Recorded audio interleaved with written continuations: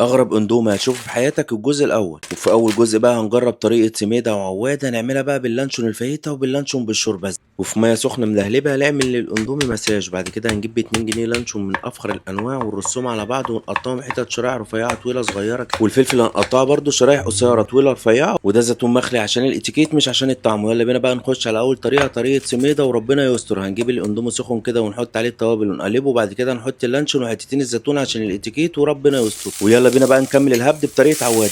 معلقه زبده وزيت، ننزل بفلفل وزيتون، معلقه ماجي، توم باودر، بصل باودر، شطه وبابريكا، وبعد كده ننزل باللانشون ونفضل نقلب فيه. وبعد كده هنصفي الاندومي بتاعنا وننزل بيه ونفضل نقلب فيهم. لو احتاجت ماده دهنيه نزل شويه. والتيست كله في المعلقتين دول، معلقتين كاتشب ومعلقتين باربيكيو. وبعد كده ننزل بتوابل الاندومي ونقلب ده كله. يلا هنجهز حبات انتينال وندوق بقى اللي احنا عملناه ده وربنا يستر. عشان ديت طريقة سميدة وعواد، دي طريقة سميدة، فندوق كده طريقة سميدة في الاندومي اللي قال عليها حلوة ولا لا. بسم الله.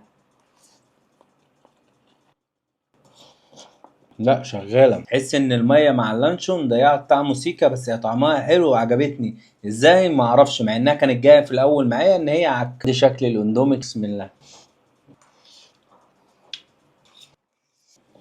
يا سيدي.